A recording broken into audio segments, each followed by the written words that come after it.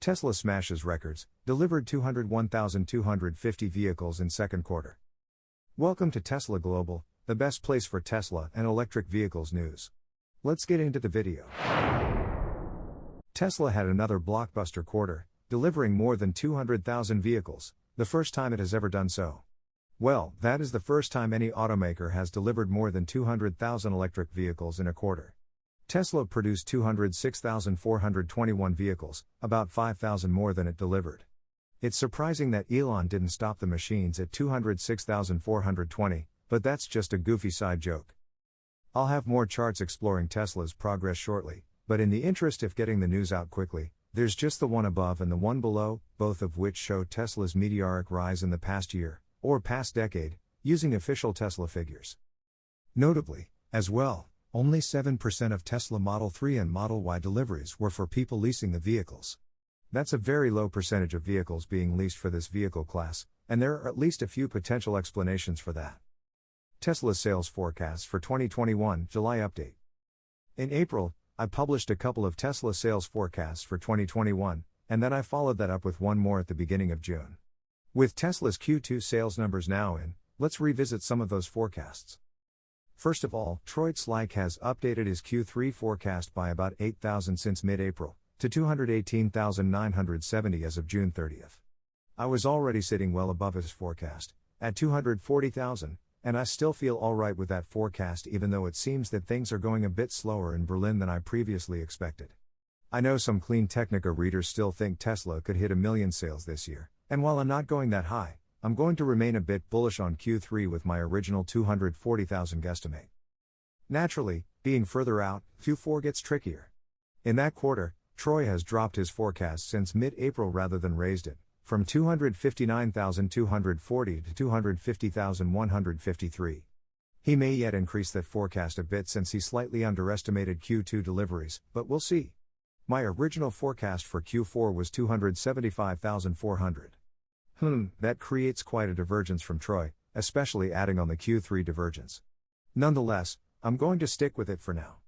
I'm tempted to change it to about 250,000 as well, but I'm holding off and we'll see how the third quarter progresses. So, in the end, I'm not changing any of the forecasts I made in early April, except that I've adjusted the Q2 numbers to come to the same totals as Tesla reported. Since I'm not changing any of my overall forecasts for now, I'll maintain my model-specific forecasts as well. But with Troy Slyke having updated numbers across the board, updated charts of all of these forecasts are included below. If anyone else wants to venture into providing forecasts as well, please do. I will then publish an update with all other forecasts included, as long as you are comprehensive in providing all of the necessary figures, and remember that we are focusing on deliveries here, not production. Tesla's Q2 2021 results are proof of a true growth story. The second quarter of 2021 was not an easy one for Tesla, Nasdaq, TSLA, with the company dealing with several headwinds from both its own operations and the global supply chain. Despite this, Tesla posted record deliveries once more, highlighting the fact that the company's growth story is in the slope of its growth S-curve. According to longtime Tesla bull Gene Munster of Loop Ventures, Tesla's second quarter deliveries is evidence of a true growth story. Even if one were to exclude the year-over-year tailwinds that the company enjoyed in the quarter due to Q2 2020 being held back by the pandemic, the fact that Tesla was able to deliver 201,000 vehicles is impressive. Loop Ventures noted that a signal of a true growth company is an acceleration in growth.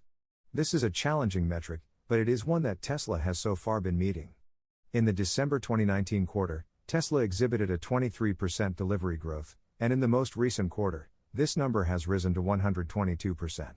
Munster outlined his observations in the following section. In plain English, something bigger is going on, which we believe is the combination of consumer readiness for EVs, along with Tesla's value proposition, Munster wrote. In a tweet following Tesla's release of its second quarter vehicle production and delivery report, Elon Musk commended the company's workers for breaking records despite the many challenges of the past quarter. These headwinds are likely the ongoing chip shortage, which has adversely affected the auto industry, and the delays in the delivery of the Model S Plaid, which only started last month. The venture capital firm, however, noted that the headwinds from the Model S and Model X in Q2 would likely be addressed in the coming quarters, particularly as Tesla's production of the two flagship vehicles gets optimized. For the second consecutive quarter, Model S and X deliveries were about 2,000 due to the ongoing model refresh. Normally S and X deliveries are around 15K per quarter. We expect S and X deliveries to rebound in the September quarter, Loop Ventures wrote. Tesla megapack batteries activated for 100 megawatts battery project in CA, one of the largest in the country.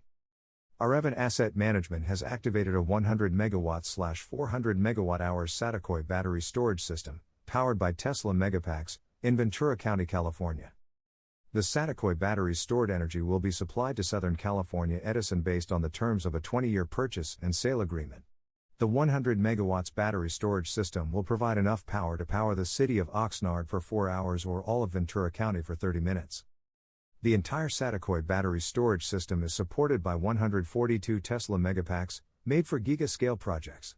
At the last TSLA earnings call, Tesla CEO Elon Musk noted the importance of installing solar and storage batteries at the local residential level and utility level to stabilize power grids.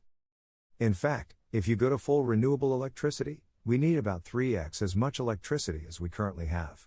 So these are rough numbers, but roughly need twice much electricity if all transport goes electric, and they need 3 times much electricity if all heating goes electric, Musk estimated. He argued that utilities will fail to serve customers because they won't generate enough power or react fast enough to rising energy demands. The Satakoy battery seems to be a step towards Musk's vision of the future. Local residents and community leaders actually helped stop plans for a proposed gas peaker plant in the area where the Satakoy battery system stands now. The 100 megawatts project claims to be one of the largest operational battery storage systems in the United States. Strata Clean Energy, formerly known as Strata Solar, developed the Satakoy Clean Energy project and completed it in 9 months. Arevan is an affiliate of private asset management firm Capital Dynamics, which acquired 51% majority ownership of the Satakoy battery storage project earlier this year.